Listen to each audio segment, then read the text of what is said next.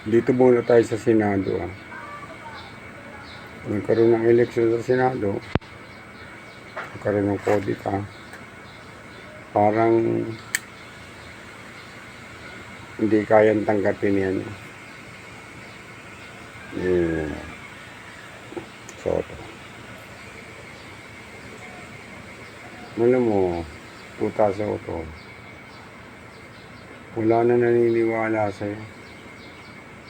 Kasi kung ano-ano lang ang pinaggagawaan dyan sa Senado. Ang liwa-liwanag na ng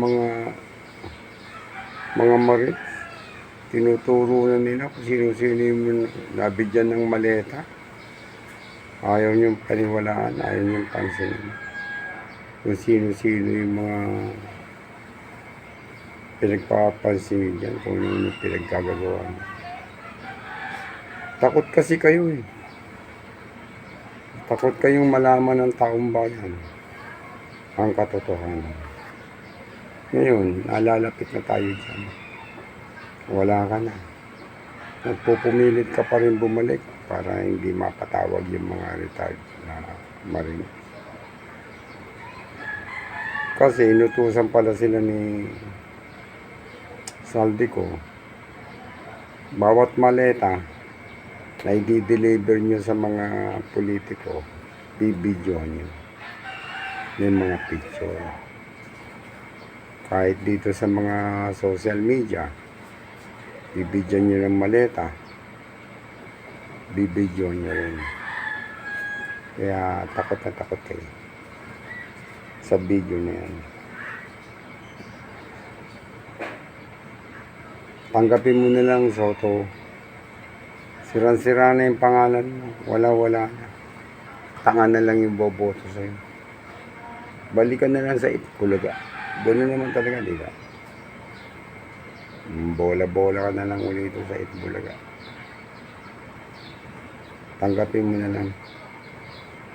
Wala na talaga. Abangan na lang natin yung susunod na kabanata tungkol sa mga hearing dyan sa flood control na yan.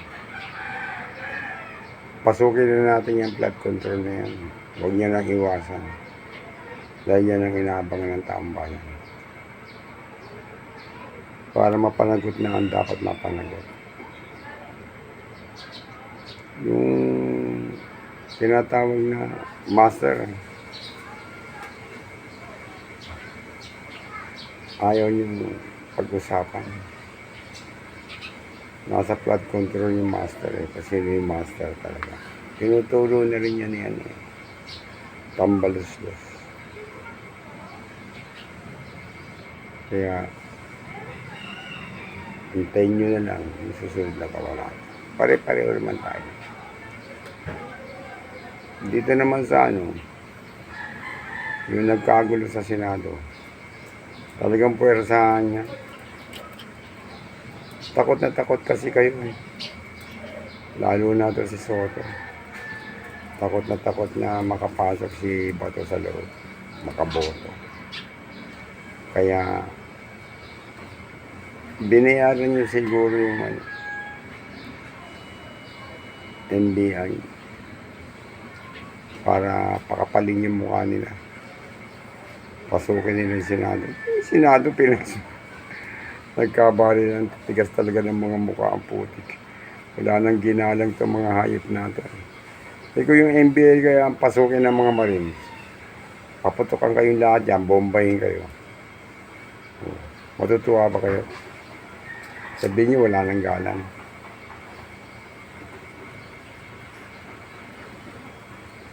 Ngayon may mga ebidensya na sila na NBI nahuli. Na nagpaputok. Negative sa powder. Hintayin na lang natin yan. Dito man sa Congress, nagkapuwersahan na, nagkabayaran na. 200 ang bumoto. Yung mga bumoto niya, end of time na yan. Wala na yan.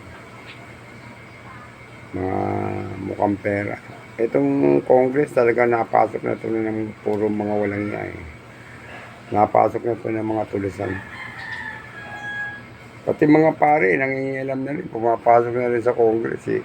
Ang kakapal ng mukha po, tangin ng mga pare pa. Pare ba talaga yan? Baka nagsusuot ng pare-parean lang yung mga ulo na yan. Nabibili lang naman yung abito. Oh. Wala na, kakapal din ang mukha ng mga pare. Nag-aabol yata kayo ng maleta o nabigyan na kayo ng maleta. Ha? Wala ka din yung maleta. Hindi mo makukuha sa habang buhay mong pagpapari yan. Sa isang maleta lang eh.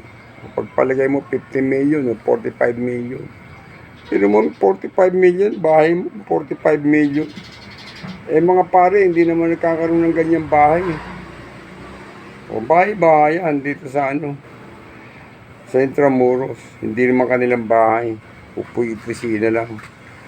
Pero 45 million, may sarili ka ng bahay. Ang galing niya, mansyon yan. Eh, babalik na talaga yung mga pare na yan. Si Kristo nga di ba? O, binugbog nila. O, sino ba may kinalaman doon? Pera din nangyari doon. Pera din ang pinag-usapan doon. Di ba? Pinatay nila si Kristo, binugbog ng mga kaparehan. Di ba? O, sila rin may gawa niyan eh. O, pera din ang nagdala dyan. Kaya pinatay nila si Kristo. O, nasa history yan eh. Hindi ko inabot yan, hindi ko nakita yan. Pero yan ang tinuturo nyo sa taong bayan. Yan din ang ipinapalabas. Mga pare, ang nag kay Kristo, naghatol kay Kristo, ipako sa krus, bitayin sa krus. Ito mga natin, itong mga congressman natin, nakakwenta-kwenta, nakakaya. Ngayon lang nangyari ito. Kaya 19 Congress, ganoon din. Ang papangit. Talaga, wala kang mga kwenta, wala kayong may pagmamalaki sa mga kapitbahay nyo. Kahit ano sabihin nyo, kapitbahay nyo, titingin lang sa inyo kasi pag sumimangot, baka ipakulong nyo. Titingin lang, pero pagka talikod mo, ganun. Kasi pag nagreklamo yung kapitbahay nyo, nagsalita, na kumontra sa inyo, eh, tatawag kayo ng NBI, pakukulong nyo agad. Sabi mo mga Duterte. Ito na mga go natin. Ang lakas ng loob mo, di ba? Kinasuhan ka na. O, yung inakyat mo sa bundok, nangamatay. Yung kakapal ng mukha nyo, akyat kayo ng akyat sa bundok ng mga kabataan. Binubola nyo, pinapangakuan nyo na kung ano-ano. Pagdating doon, pinapapatay nyo. Bakit ko sinabi pinapapatay? May panlaban ba kayo sa gobyerno? May aeroplano? May bomba? Kayo pick bomb lang ang dala nyo. Hindi pinapapatay nyo. Sinusubo nyo eh. Ba't hindi kayong tumambay doon sa bundok? Kayong makipaglaban? Ba't pinipilit nyo kumuha ng mga kabataan para iakyat sa bundok? Hindi dyan naman tatay nyo, lola nyo, mga pinsan nyo, mga kamag-anak nyo, kapitbahay nyo na naniniwala sa inyo, iakyat nyo lang sa bundok yan. Ba't yung mga estudyante, makikipagkilala kayo, bubula-bulayin yung mga estudyante, dadalhin nyo sa mga party-party para mabola nyo. Tapos iakyat nyo sa bundok. Hindi na makaiwas kasi pag nasa bundok na yan, hindi na bababa yan. Papatayin nyo na yan pag bumaba yan. Wala na magagawa yan. Magpapakamatay na sa bundok. Sasabihin nun, pag nakakita sa bundok, hindi na kayo pwede mo ba kasi mga wanted na kayo. Papasubo na sila.